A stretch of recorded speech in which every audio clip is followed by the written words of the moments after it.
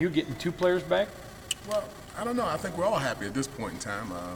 Those guys have fought back to get back in the position to play, and they're still work in progress right now, but it's good to have them back on the field. How rusty is Damon after not playing at all? And I mean, can he play a big role in a game like this right away? Well, he's rusty, but he's made some improvement, and that's based on anyone who's coming back from an injury and want to get back in game-ready shape. And we're doing all the things, including with the strength and conditioning coach, to get him there. But it's a start. What would he mean? I mean, what does he mean to this? He was a starter last year, made a lot of plays.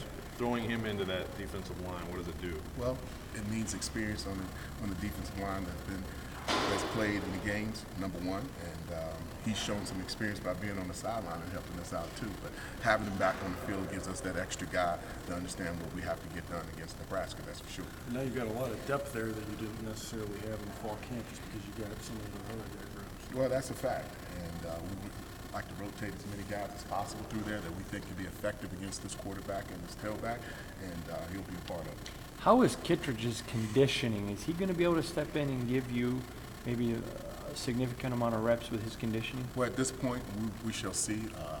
He's still got 2 more days of practice. We started off a little slow yesterday, but felt more comfortable as the practice went on, so we will see. How about Craig Evans? In the league, and how have you seen his development over the last couple of weeks? Where Well, does he stand?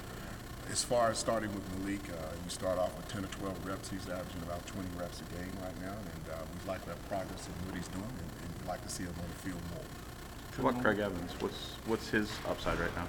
Well, his upside is his strength in the run game and being able to take on a double team. And he's a kid right now that's got to improve himself on the pass rush end of it, but in the base run situation, he's definitely a kid that can help us. Malik said yesterday he's maybe overthought things a little bit this year, maybe thinking about everybody else instead of just playing. Do you agree with that? And what do you think about his season so far? Well, it's a season that's always thinking higher than what he has. He has a foundation of what he's done in the previous year, but everybody wants to know what you've done for me lately, but he's done a terrific job. He's added another job of being a captain of his football team, and that's a part of the maturation in this program. So he's added some things to it, and I think he'll be fine. He just needs to continue to turn it loose, and as you know, he still makes plays. Could you move Malik over to defensive end some if you want to get him on the field more now that you've got those guys back? That coaching point has not been talked about. We like him inside where he's doing a good job, and we can continue to do that. That's what a freshman does. What about LT outside? Is it? Well, he's done it before, and he showed that he can, so if necessary, yes, he could do that. How about LT just in general? I mean, really, this spring was the first time you really had your hands on him full time. How would you grade out his maturation and growth under you? Well, I think it's a continued improvement that he's had in the last football games. Probably graded out his best, and he's going to continue to put himself in position to make plays. In the middle of the defense, he can cause a ruckus just by getting off on the ball. So he's done that, and we expect a lot more out of him. So, but we like where he's at this point as we go into Big Ten season. Is he a guy that will keep his job even when Damon gets back? I know sometimes Coach D said injuries don't cost guys starting jobs. Well, we shall see. Right now, he is the guy, and he can continue to prove that on the football field, and that's his job. You have always been a believer in Joel, but are you happy where he's at right now? If I told you beginning of the year where he'd be right where he is 4 games in, would you be happy, or what are you maybe disappointed with? Well, I will not say I'm disappointed. We want to continue to have him to have the opportunity to make plays, and he's going to be in that position in every game. And what we want from Joel, from moving from the transition from defensive end to the defensive tackle, is production, and that's what we're challenging him with right now. Is making him be more productive inside. And he's had a good season thus far and done a good job, I would imagine, graded out well.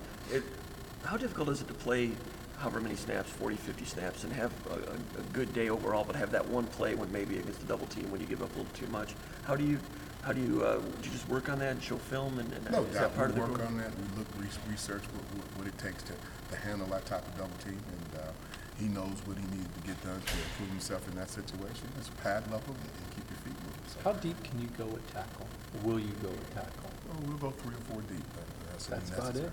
And maybe even a 5th, but it all depends on where we're at in the game and what the situation is. Everybody has strengths, everybody has weaknesses, and we want to demonstrate what we need to do based on that situation in the game. Can you finish that thought a second ago? He had to his pad level, and what else did you say?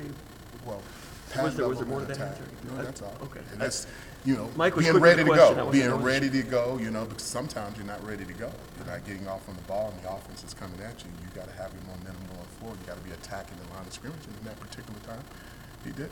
Talking about the 57-yard TD run? Or What? talking about something else? No, we're talking about just in general Oh, about playing okay. a double team. Okay.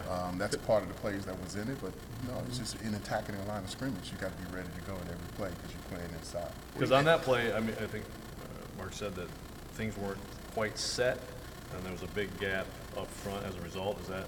Well, he had 2 people on him, which was over 600 pounds. Typically, Right. you expect, still, you don't expect you expect your tackles to hold up a little better than that, Ron. I mean, I've seen the video that he got blown out of there. Was that because he wasn't set at the snap? Well, wasn't ready to go, and he was hot. Shalik said yesterday the key to containing Abdullah is